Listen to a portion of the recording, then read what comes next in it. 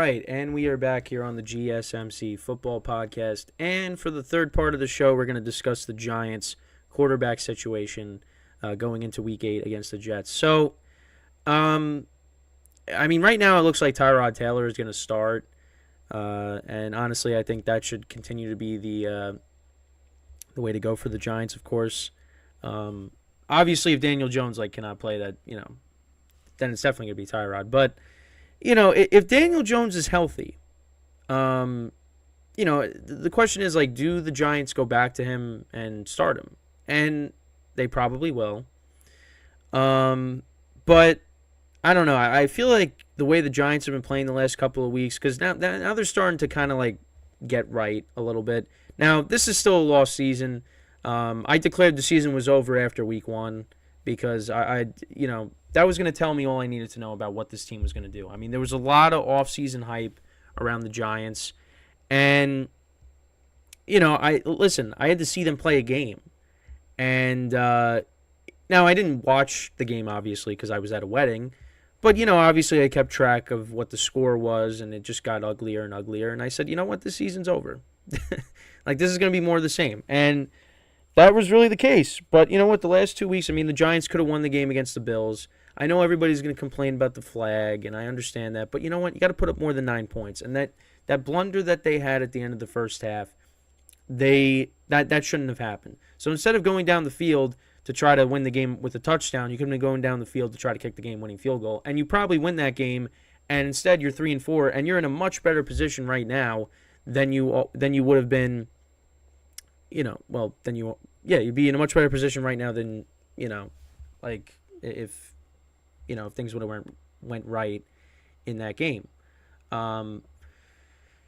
Listen, for me, I just don't think Daniel Jones is a guy that the Giants will win anything with.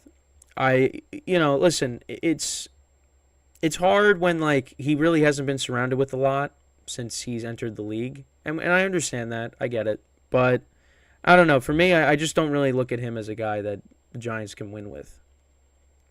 And what Tyrod Taylor has been able to do the last couple of weeks, now obviously he hasn't lit up the stat sheet by any means, but he himself has not turned the ball over. He hasn't. The Giants turned the ball over twice in the game on Sunday against the Commanders, but it wasn't on Tyrod Taylor.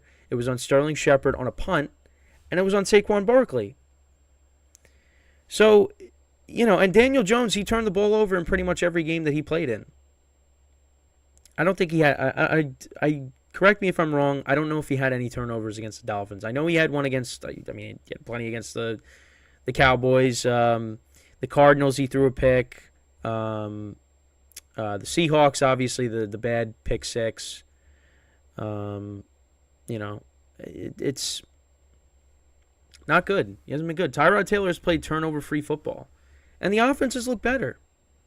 Now, I'm not saying Tyrod Taylor is the franchise quarterback moving forward. He's not. But, he's played, he's done what he's supposed to do. And the Giants actually were able to throw the ball deep. He connected with Hyatt on a long pass. Waller had his first touchdown. He connected with Saquon Barkley for that, I think it was a 32-yard touchdown reception. So the Giants, they got things going on offense. Now, again, they always beat the Commanders. So you got to kind of take that with a grain of salt in some aspects. But the Giants have looked better these last couple of weeks. And on defense as well. For me, I think, we'll see what happens. I was listening to the radio yesterday, and, someone was saying, Daniel Jones is probably done for the year. And I'm thinking, really? But I just wanted to show this, though. So, well, not the Patreon. But obviously, with this Patreon, like I just talked about, to tip or donate, get your comments recognized. Click the link and go to patreon.com for the bonus coverage materials on there. But yeah, so what I wanted to look at is this. Okay? And this is the splits of Daniel Jones with Saquon Barkley and Daniel Jones without Saquon Barkley. Now, obviously, Daniel Jones has a losing record, so of course, Both the record's kind of cut off. Um, but so overall, with Saquon Barkley, Daniel Jones is 14, 22 and 1, and then without him he's 8 and 14. So when you look at the rest of the stats here, so obviously, the passing yards are down, the completion percentage is down a little bit. The yards per game. The yards per game, there's a big difference. Okay, I mean he's averaging over 200 yards with him, under 200 yards without him. He has the same amount of picks, a lot less touchdowns. The interceptions are up. Well, the interception percentage is up. And the passer rating is down. That just goes to show you also, like, Daniel Jones really needs like a running game to help him out to be successful. Because you saw on against a very good defense, Kirk Cousins with really no running game. They did run the ball a little bit better. Kirk Cousins was successful in the game without his running game. I mean, you see like some of these elite quarterbacks without running games. Mahomes at times without a running game, although they have one this year. Aaron Rodgers without a running game. Listen, I'm kind of doing Daniel Jones a disservice by comparing him to those guys, but those guys, there have been quarterbacks that can be successful without a running game. Daniel Jones is not one of those guys.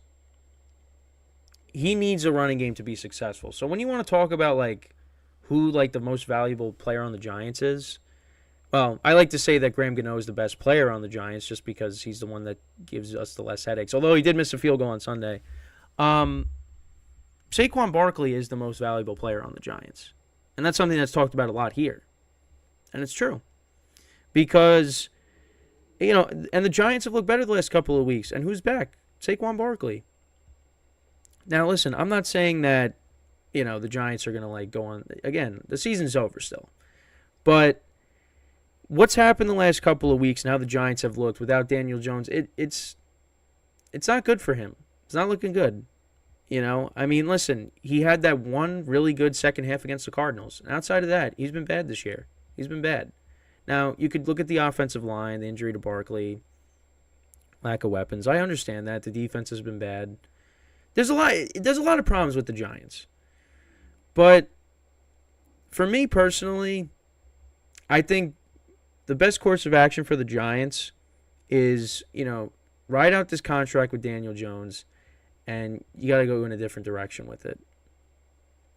Because I really just don't believe that he is the guy. Tyrod Taylor has been operating the offense better. Now, if Daniel Jones steps back in there with how the defense has been playing with Barkley and the offensive line has actually been playing a little bit better, Justin Pugh's actually hasn't been bad coming off of the couch. And listen, if Daniel Jones goes out there and plays well, then this conversation doesn't mean anything.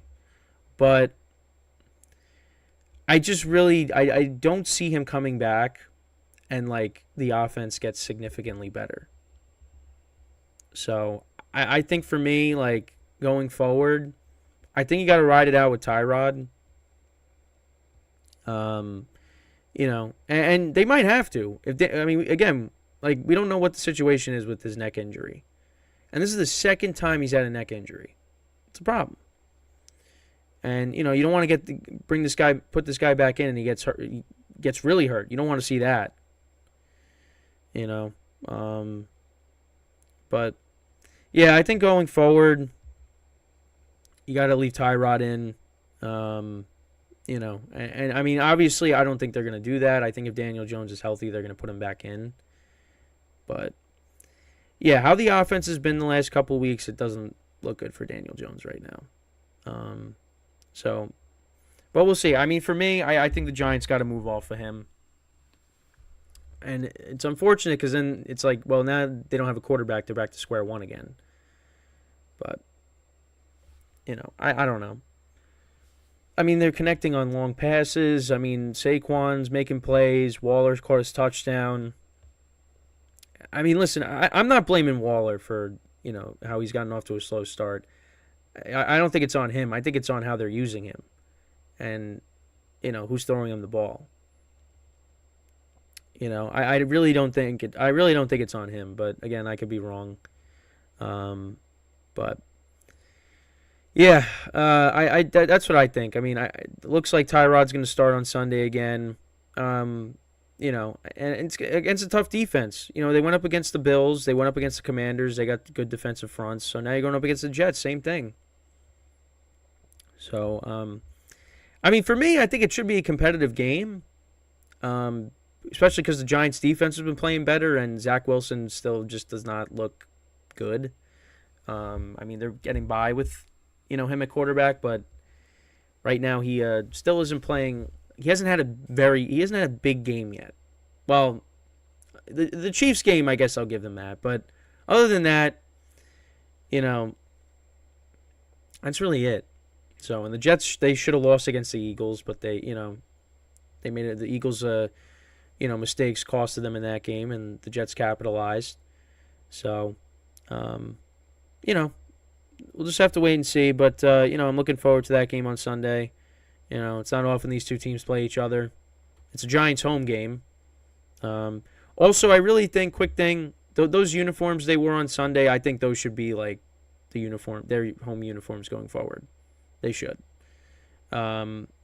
Obviously, I grew up with how they have been, like the regular blue jerseys with the helmets and the NY on the helmet, but I really like those jerseys a lot that they wore on Sunday. So I hope, maybe at some point they make those the main jerseys going forward, but we'll see. But yeah, I mean, that's really my thoughts on the quarterback situation with the Giants. Let me know what you guys think with that. Obviously, like for me, I don't like saying like Daniel Jones is not the guy, like hoping that, he proves me wrong. But listen, I went into this year, very cautious because I'm like, listen, they're getting a lot of hype, and everybody's talking about Daniel Jones possibly being a top 5 quarterback, and I don't see it. And so far, it's been the complete opposite of that. So, but yeah, so with that, we will take our final break of the show, and then when we come back, we're going to look at the stats leaders after Week 7. So stick around, and we'll be right back here on the GSMC Football Podcast.